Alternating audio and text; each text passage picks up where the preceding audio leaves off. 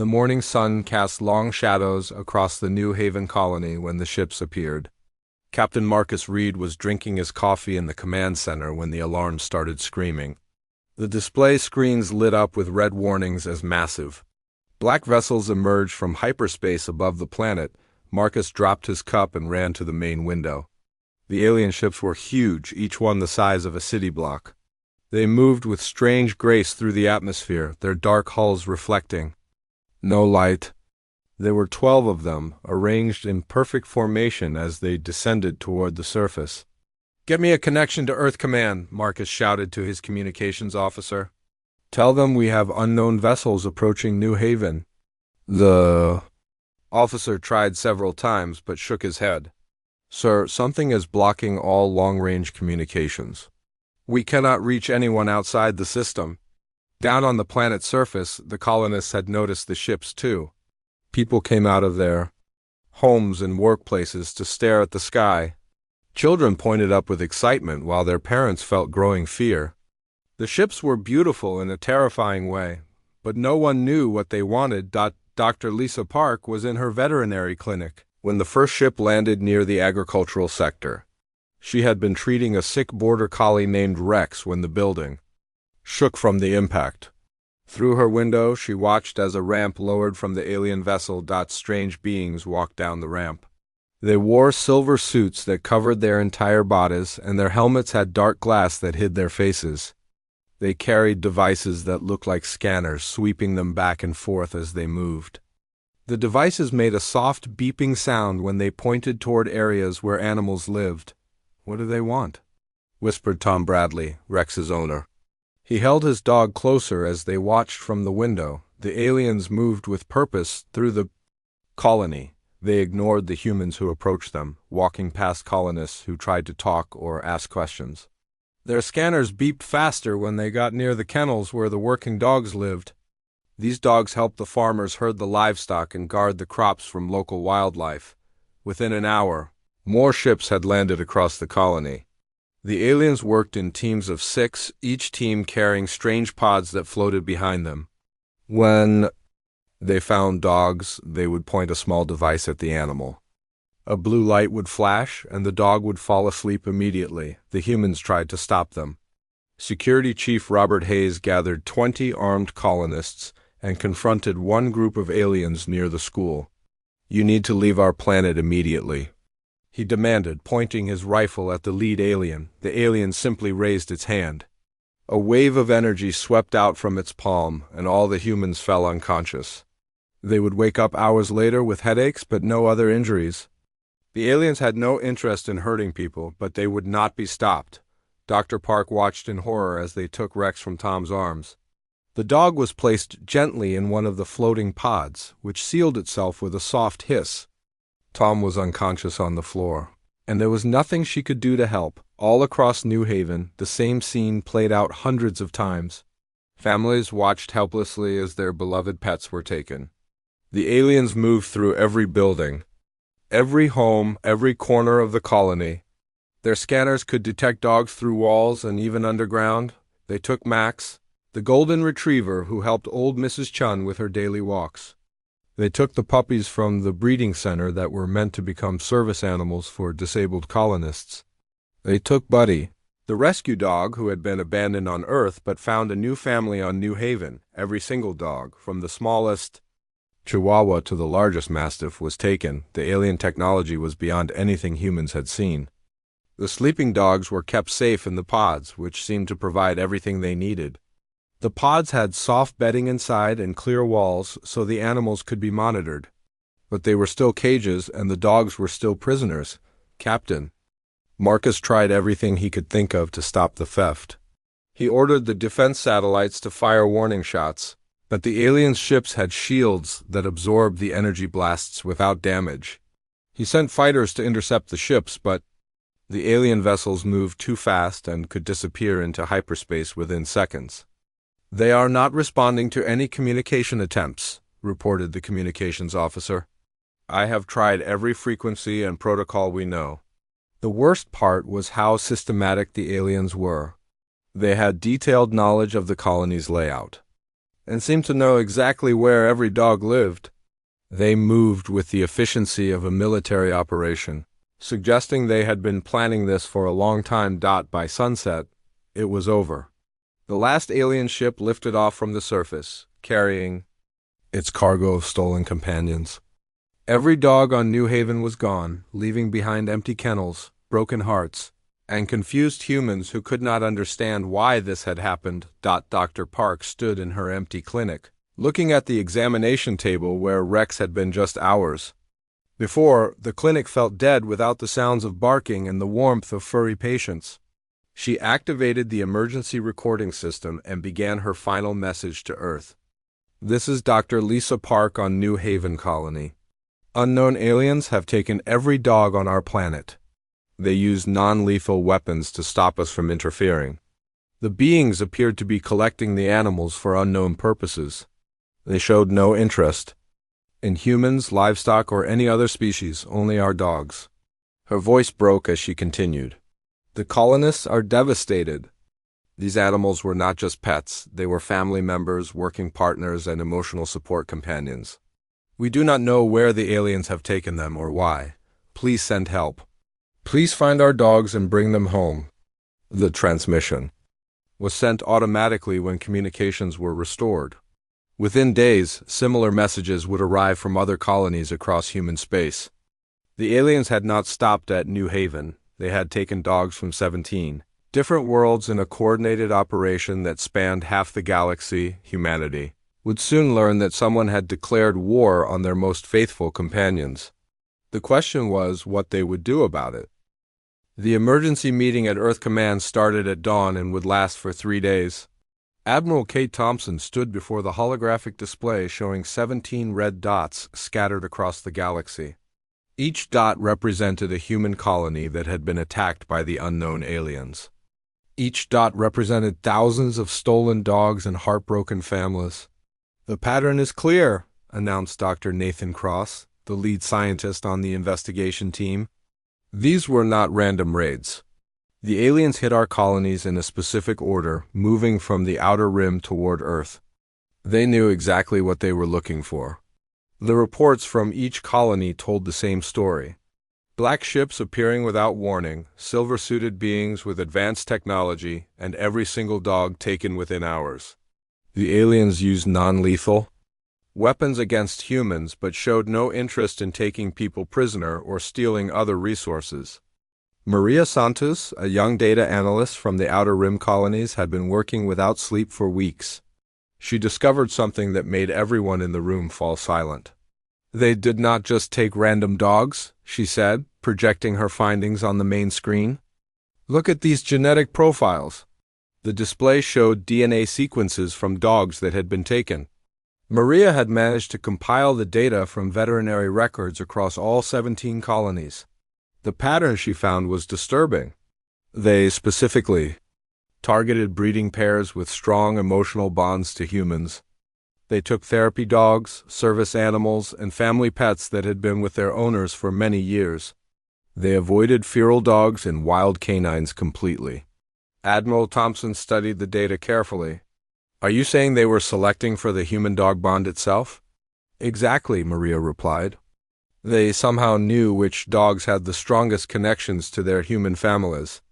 They had been watching us for years, studying our relationships with these animals. The room erupted in angry voices. The idea that aliens had been spying on human families was bad enough, but the systematic theft of beloved companions felt like a personal attack on every person in the room. Many of the military officers had lost their own dogs in the raids. Dr. Cross presented his analysis of the alien technology recovered from the attack sites. The scanners left behind electromagnetic signatures that could be traced. The energy weapons used patterns that matched no known physics. Most importantly, the organic samples found in the alien landing zones contained genetic markers from a completely unknown species. We are calling them the Harvari based on markings found on their equipment, Dr. Cross explained. They are carbon-based life forms, similar to humans in size and basic structure, but their brain chemistry is completely different. The breakthrough came when Maria cross-referenced the alien genetic data with the profiles of stolen dogs. She found microscopic traces of Harvari DNA in the scanning equipment. When she analyzed it, the results shocked everyone. The Harvari brain structure shows no capacity for emotional bonding, she announced. They have the intelligence and technology to build starships and advanced weapons, but they cannot form attachments to other living beings. They are literally incapable of love, loyalty, or friendship. The implications hit the room like a physical blow. The aliens had stolen Earth's dogs because they wanted to understand something they could never experience naturally. They were trying to reverse engineer the emotional bond between humans and their canine companions. They want to know how we create such strong connections with another species, Dr. Cross added grimly. They are studying our dogs to learn the secret of unconditional love. Admiral Thompson felt her anger growing cold and focused. This was not just theft or even an act of war. This was something far more personal and disturbing. The aliens were trying to steal the very essence of what made relationships meaningful over the following weeks. More evidence supported their theory. Intercepted alien communications, decoded by the best cryptographers on Earth, revealed discussions about emotional synthesis and bond replication. The Harvari were conducting experiments on the stolen dogs, trying to understand how the animals could form such strong attachments to humans. The worst discovery came from a damaged alien probe found drifting in space near the Centauri system. Inside its memory banks, investigators found recordings of the experiments being conducted on the dogs.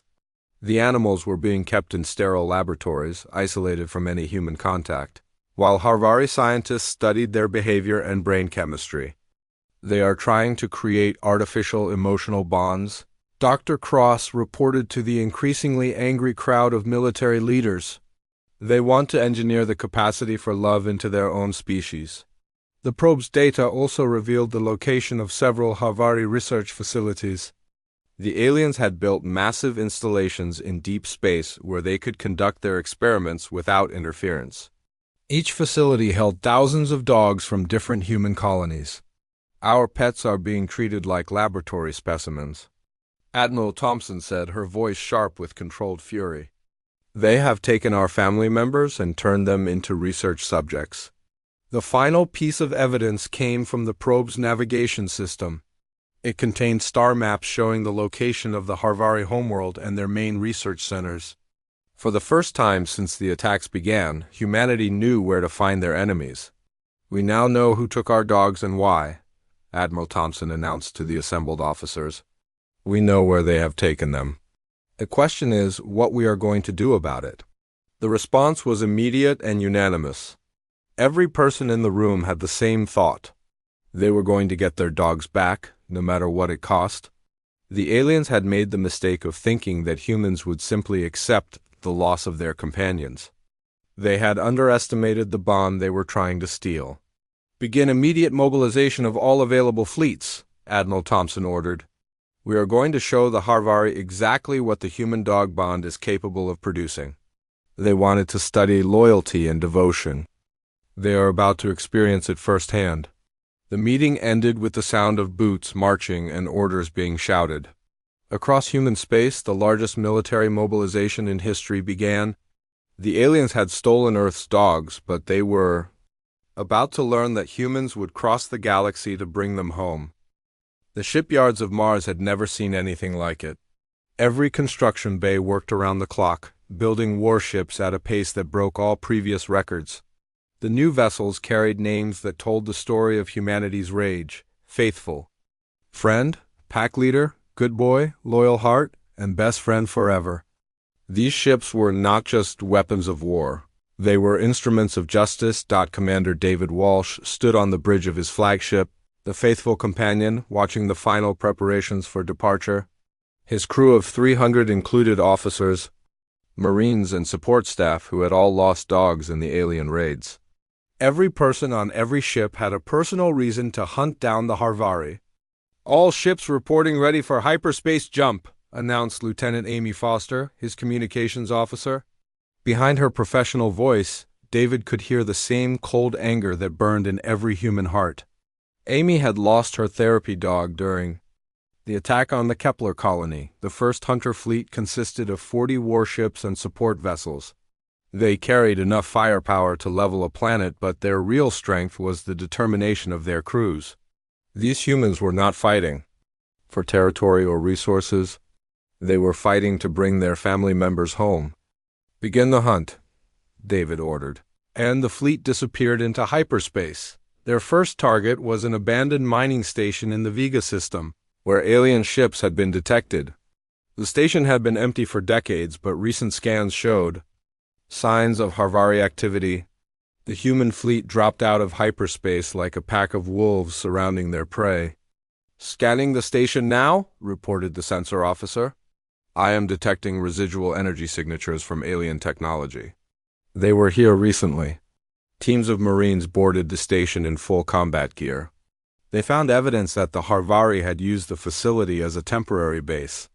Computer terminals had been accessed using alien technology, and storage areas showed signs of containing large numbers of animal transport pods. Dr. Cross examined the biological samples left behind by the aliens. "These DNA traces are fresh," he told David over the communications link. "They were here less than a week ago. We are getting closer." The investigation revealed something important about Harvari operations. They were not just stealing dogs randomly and taking them home. They had established a network of research stations throughout the galaxy where they could study the animals before moving them to more secure locations. "They are conducting preliminary experiments at these temporary sites," Dr. Cross explained. "They test the dogs' reactions to separation from humans, measure stress levels, and study behavioral changes. Then they select the most interesting specimens for transport to their main facilities." The discovery filled the human crews with renewed urgency. Their dogs were not just prisoners, they were subjects in ongoing experiments. Every day that passed meant more suffering for the animals they loved. The second facility was found in the Rigel system, hidden inside a hollowed-out asteroid. The human fleet surrounded it before the Harvari knew they were there. This time, they found aliens still working inside the base. "Harvari vessels attempting to flee," reported the tactical officer. "3 ships launching from the asteroid." "Disable their engines but do not destroy them," David ordered. "We need prisoners." The alien ships were fast, but not faster than human fighters driven by fury. The first Harvari vessel was caught within minutes, its propulsion system destroyed by precisely aimed weapons fire. The second ship tried to jump to hyperspace but was stopped by an electromagnetic pulse that fried its navigation computers. The third ship escaped, but not before human sensors recorded its hyperspace vector. Now they had a trail to follow deeper into Harvari space. The captured aliens were the first Harvari that humans had seen without their environmental suits. They were tall and thin, with pale gray skin and large black eyes. Their faces showed no emotion, even when questioned about the location of the stolen dogs. "They truly cannot feel fear or sadness," Dr. Cross observed after examining the prisoners. "Their brain structure prevents them from understanding why humans are so upset about losing animals. To them, dogs are just biological specimens." The interrogation revealed the location of 2 more research facilities and confirmed that the main Harvari laboratories were located near their homeworld. The prisoners spoke about the experiments with clinical detachment, describing how they measured the dog's responses to various stimuli. "We are attempting to understand the chemical processes that create emotional attachment," one prisoner explained through a translation device. "Your species forms bonds with other species in ways that we cannot comprehend. We seek to replicate this ability." "Where are our dogs?" David demanded. "The specimens are being studied at 17 different facilities," the alien replied. "The most valuable specimens have been transported to the primary research complex for advanced experimentation." David had to leave the interrogation room before he did something he would regret. The cold, scientific way the Harvari talked about beloved pets made his blood boil. These creatures had no understanding of what they had stolen. The hunt continued. For months, as human fleets tracked down Harvari facilities across the galaxy, Each discovery brought them closer to the main research centers and provided more information about the alien network. The Harvari had been studying humans for decades, building detailed profiles of the human-dog relationship. They had recorded conversations between owners and pets, analyzed the chemical changes in human brains when interacting with dogs, and even studied the genetics of dogs bred for specific emotional traits. The scope of their surveillance was staggering. "They have been watching us since we first left Earth," Admiral Thompson announced during a strategy meeting. "Every colony we established, every family that brought a dog to a new world has been under observation." The human response grew more coordinated as intelligence improved. Special forces teams were trained to board alien facilities and secure any dogs found inside. Medical teams prepared to treat animals that had been subjected to unknown experiments. Transport ships were modified to carry rescued pets safely back to their families, but the most important change was in the attitude of the human crews. What had started as a rescue mission was becoming something darker. The Harvari had not just stolen pets, they had violated the trust between species that had taken thousands of years to build. They wanted to study the bond between humans and dogs, David told his crew as they prepared to jump deeper into alien space. They are about to learn that this bond creates something they never expected. It creates humans willing to cross the galaxy and fight any enemy to protect what they love. The hunt was no longer just about finding stolen dogs. It had become about showing the Harvari that some things in the universe were too sacred to be taken. The Harvari homeworld of Kethmor had never seen an enemy fleet in its 1,000-year history. The planet hung in space like a gray marble, its surface covered with geometric cities that showed no sign of natural growth or organic design. Everything about the world reflected the cold, emotionless nature of its inhabitants. Admiral Thompson stood on the bridge of her flagship, Alpha Pack, watching the alien world grow larger on the viewscreen. Behind her stretched the largest human fleet ever. Assembled, 300 warships carrying 40,000 crew members who had one thing in common. They had all lost dogs to the Harvari. "Enemy fleet approaching from the fourth moon," reported the tactical officer. "I count 50 vessels heavily armed. All ships, this is Admiral Thompson," she announced on the fleet communication channel. "Remember why we are here, remember who we are fighting for. Every dog that was stolen is counting on us to bring them home." The Harvari defense fleet moved to intercept the humans with mechanical precision. Their ships were larger than human vessels, but moved with the same emotionless efficiency as their builders. They had superior technology and greater numbers, but they had never faced an enemy driven by love and loss. The battle began when the first Harvari vessel fired on the human scout ships.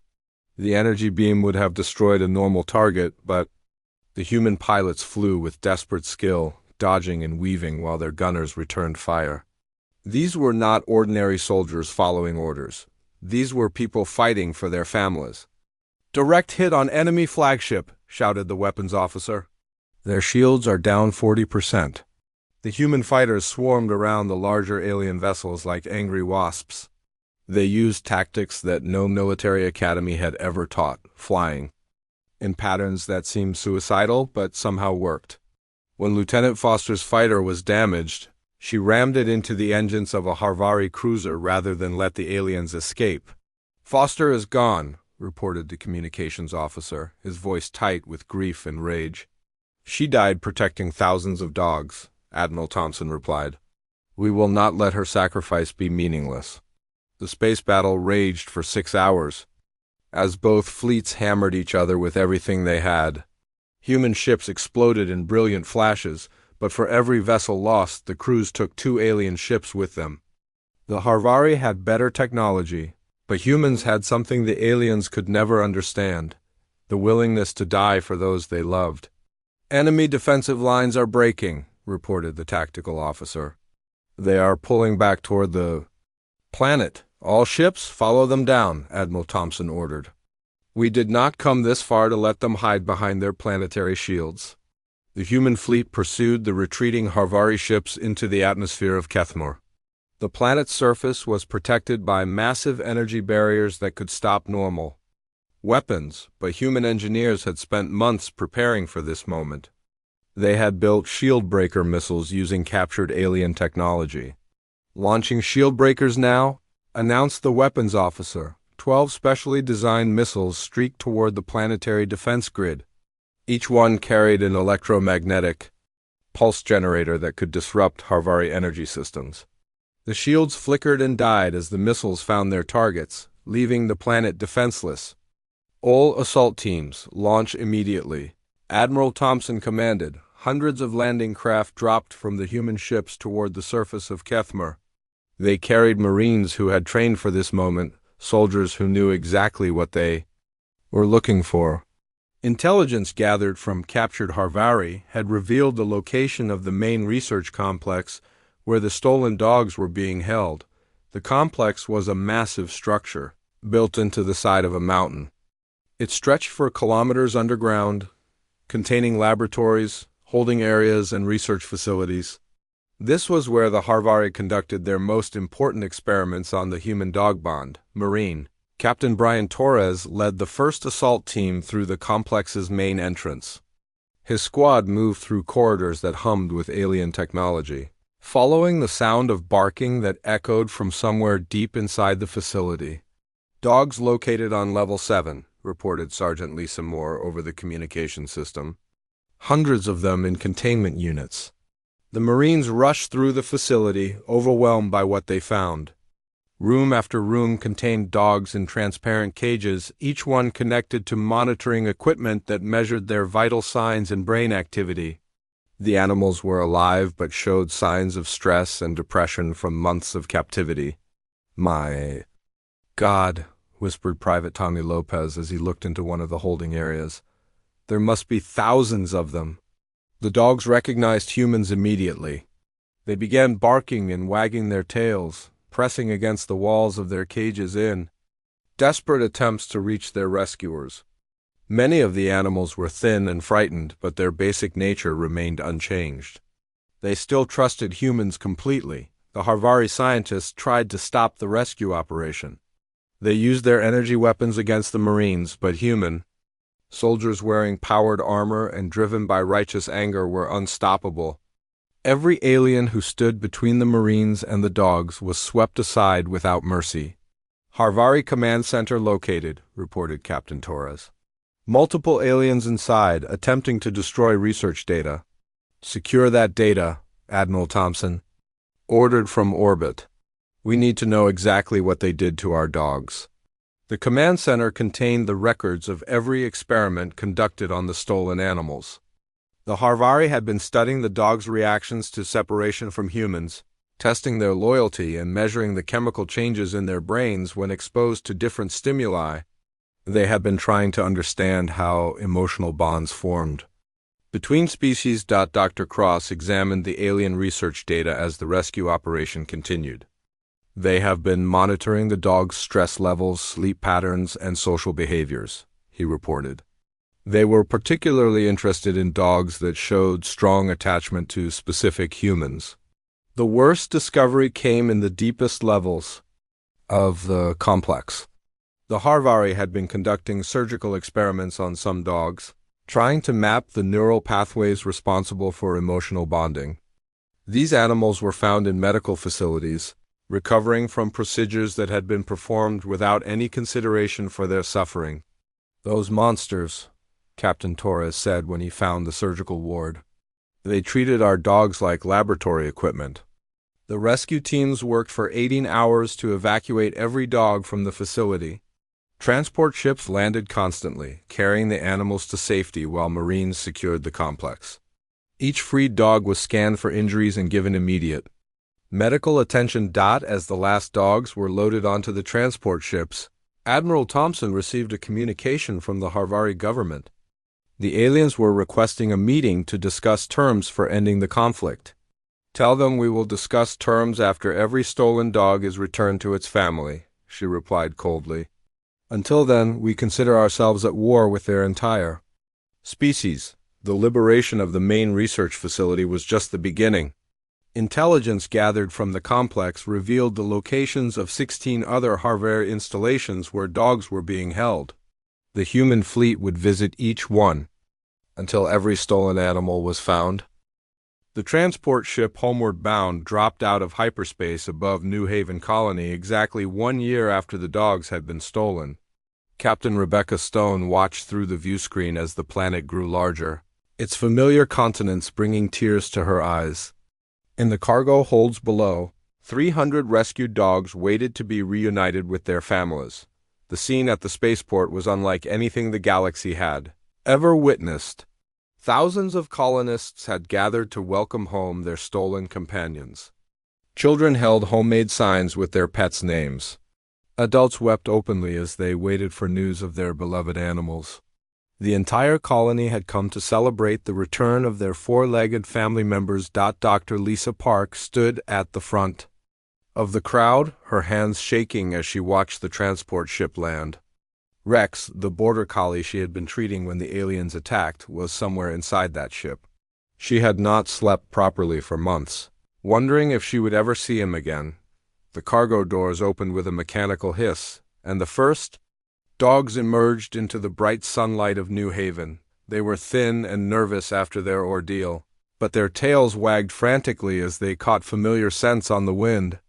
These animals remembered home. Tom Bradley pushed through the crowd as Rex bounded down the ramp. The dog's black and white coat was thinner than before, and his eyes showed the stress of captivity, but he knew his human immediately. Rex leaped into Tom's arms with a joyful bark that could be heard across the spaceport. "I thought I would never see you again," Tom whispered into Rex's fur as the dog licked his face with desperate affection. "I am so sorry I could not protect you." Similar scenes played out across the landing area as families were reunited with their pets. Max the golden retriever found Mrs. Chun, who had aged 10 years during his absence. The puppies from the breeding center, now full-grown dogs, were claimed by the families who had reserved them before the attack. Not every reunion was possible. Some dogs had died during the experiments, their bodies unable to survive the stress of captivity and medical procedures. These losses hit the colonists hard, but they made the successful rescues even more precious. The veterinary teams that accompanied the rescue ships worked tirelessly to examine each returned animal. Many dogs showed signs of psychological trauma from their time in alien laboratories. They were skittish around unfamiliar sounds and showed anxiety when separated from their human companions even briefly. The Harvari did not understand what they were destroying, Dr. Cross explained to the assembled families. They saw the dogs as research subjects, not as individuals with feelings and relationships. The animals will need time to recover from their experiences. The news from other colonies was similar. Transport ships arrived daily at human worlds, carrying precious cargo of rescued pets. Each homecoming brought tears of joy and renewed anger at what the aliens had done. The bonds between humans and dogs, strained by separation and suffering, proved to be unbreakable. At Earth Command, Admiral Thompson reviewed the final reports from the rescue operations. 17 research facilities had been liberated, yielding nearly 15,000 dogs. The Harvari government had agreed to the Companion Accords, a treaty that recognized the special relationship between humans and their animal partners. The aliens will provide compensation for their crimes, she announced to the assembled officers. More importantly, they have agreed to destroy all research related to emotional bonding and to never again interfere with human colonies. The war crimes trials that followed shocked the galaxy. Evidence from the Harvari research facilities revealed the full scope of their experiments on the stolen dogs. Animals had been subjected to stress tests, surgical procedures, and psychological manipulation as the aliens tried to understand the nature of loyalty and love. The Harvari scientists showed no remorse during their trials. They could not understand why humans considered their research to be cruel or wrong. To them, the dogs were simply biological specimens that provided useful data about emotional bonding. "We were attempting to improve our species," testified the lead Harvari researcher. "We believe that understanding your emotional connections would benefit both our civilizations. You tortured innocent animals and caused immeasurable suffering to their families," replied the human prosecutor. You violated the most basic principles of civilized behavior. The trials resulted in severe penalties for the Harvari Empire. They were forbidden from entering human space without permission and were required to pay massive reparations to the affected colonies. Most importantly, they were forced to acknowledge that dogs were not property but partners in humanity's expansion into the galaxy. The long-term effects of the dog war, as historians would later call it, changed both species forever. Humans developed new technologies for protecting their colonies and detecting alien surveillance. They also created new laws that recognized the rights of companion animals and established severe penalties for anyone who harmed them. The Harvari, meanwhile, began a slow process of trying to understand emotions through observation rather than experimentation. Some members of their species requested permission to live among humans, hoping to learn about emotional bonding through peaceful interaction. These requests were considered carefully and sometimes granted under strict supervision. Commander David Walsh retired from military service after the war ended. He returned to his home on Mars with his own rescued dog, a German shepherd named Honor, who had been found in the main Harvari research facility. Honor had been used in experiments for months but still trusted humans completely. "That is what the Harvari never understood," David told a reporter who interviewed him about the war. "They thought they could study love like it was a chemical reaction. But love cannot be analyzed or replicated. It has to be earned through trust, loyalty, and mutual respect." Dr. Lisa Park returned to her veterinary practice on New Haven, but her work changed after the war. She specialized in treating animals that had been traumatized by their experiences with the aliens. Rex became her constant companion and assistant, helping other dogs overcome their fears. The relationship between humans and dogs grew even stronger in the years following the rescue operations. People across the galaxy appreciated their companions more deeply after nearly losing them. The phrase, "loyal as a dog," took on new meaning as a symbol of unbreakable bonds. Children who had grown up during the dog war became known as the faithful generation because of their intense devotion to animal welfare. They pursued careers in veterinary medicine, animal psychology, and interspecies communication at unprecedented rates. The galaxy learned an important lesson from the conflict between humans and the Harvari. Some things in the universe are too sacred to be stolen, too precious to be studied, and too powerful to be understood by those who cannot feel love themselves.